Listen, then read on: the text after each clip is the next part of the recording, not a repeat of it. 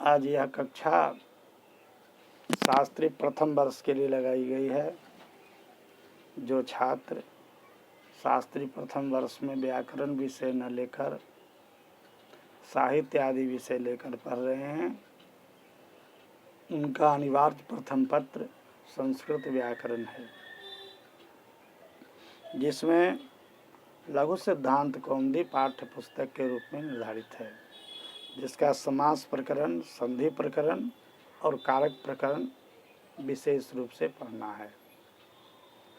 पूर्व कक्षाओं में हम लोग संधि प्रकरण और समास प्रकरण पढ़ चुके हैं।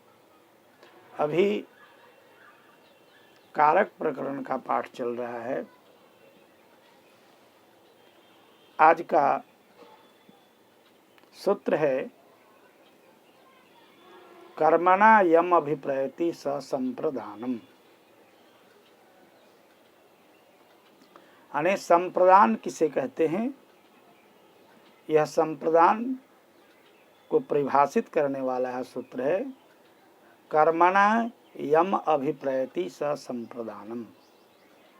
यानी कर्म के द्वारा जिसको अभिप्रेत किया जाता है उस कारक को संप्रदान कहते हैं, अर्थात उस कारक की संप्रदान संज्ञा होती है। अर्थात कर्ता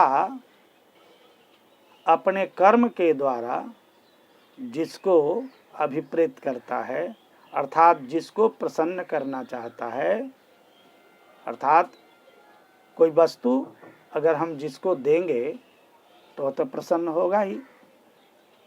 तो राम मदन को पुस्तक देता है, तो राम जब अपना कर्म पुस्तक है वो मदन को देगा, तो ये कर्म के द्वारा, पुस्तक के द्वारा मदन अभिप्रेत होगा, अर्थात प्रसन्न होगा।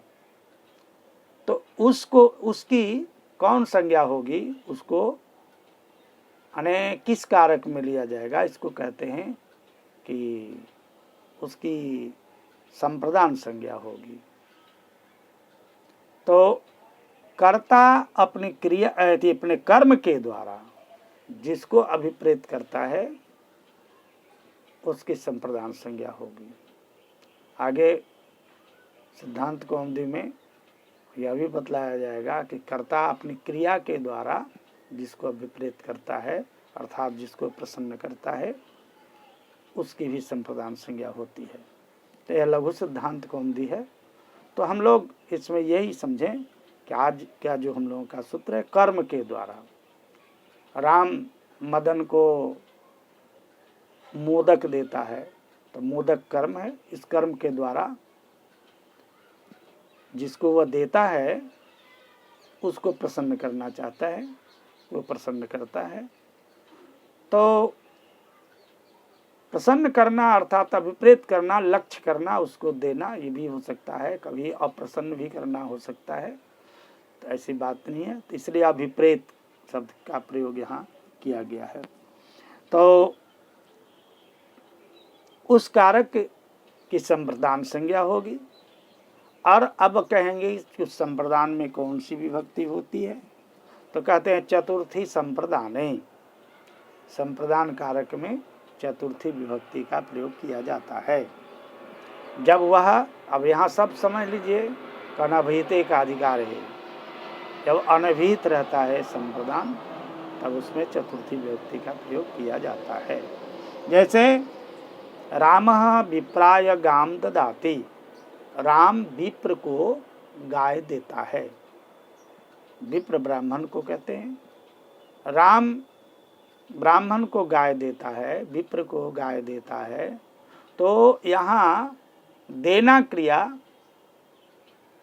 में जो कर्म है गौ, उस कर्म के द्वारा विप्र को अभिप्रेत करता है राम, इसलिए विप्र की संप्रदान संज्ञा हो जाती है। और उस संप्रदान में चतुर्थी विभक्ति का प्रयोग करते हैं, तभी होता है विप्राय गाम ददाति। रामः विप्राय गाम ददाति। संप्रदान का ऐसे भी अर्थ होता है प्रदान। दान का मतलब होता है देना, प्रदान का मतलब होता है प्रकृष्ट रूप से देना, अर्थात विशेष रूप से देना। और सम अर्थात सम्मान पूर्वक देना, फेंक कर दे देना नहीं, सम्मान पूर्वक सदा के लिए प्रकृष्ट रूप से दान कर देना संप्रदान कहलाता है। अर्थात ऐसा दान जिस पर किसी प्रकार का पुनः दाता का कोई अधिकार नहीं रह जाता है, उसी को ही संप्रदान कहते हैं। इसीलिए संप्रदान की परिभाषा करते हुए सिद्धांत कौमुदी में कहा गया है कि संप्रदान उसे कहते हैं जब स्वत्व निवृत्ति पूर्वक पर स्वत्व उत्पत्ति अनुकूलो व्यापार दान धातु अर्थ।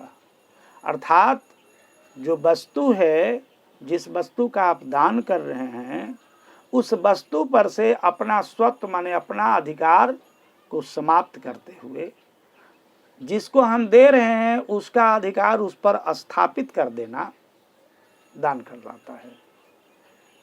तो अब गाय हम दे रहे हैं विप्र को, तो मैं अपना स्वत्व हटा लेता हूँ और उस पर विप्र का स्वत्व स्थापित कर देता हूँ। अर्थात विप्र अब उसका जैसा उपयोग करे, दूध खाए बेचे, उससे मेरा कोई मतलब नहीं है। इसको दान कहते हैं। ऐसा नहीं कि दे भी दिए और फिर अपना अधिकार जमाए रहते हैं, तो वह संप्रदान नहीं कहलाएगा। जैसे उदाहरण में देते हैं,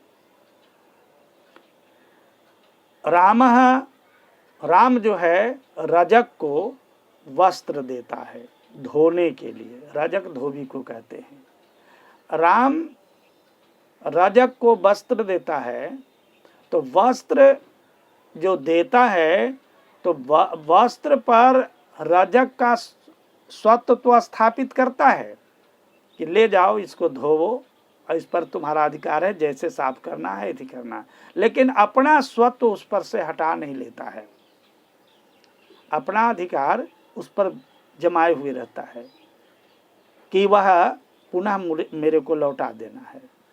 तो ऐसी स्थिति में वहाँ दान क्रिया का प्रयोग भी किया गया, फिर भी षष्ठी विभक्ति का प्रयोग किया जाता है से षष्ठी सूत्र से।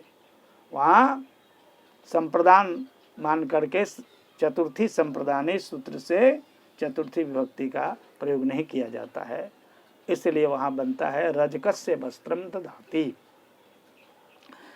अब अगला सूत्र यहाँ कहते हैं नमः स्वस्ति स्वाहा स्वधा अलम वसट योगाच्च। कहा कि इन पदों के योग्य में जब इन पदों का जहाँ प्रयोग किया जाता है तब चतुर्थी विभक्ति का प्रयोग किया जाता है।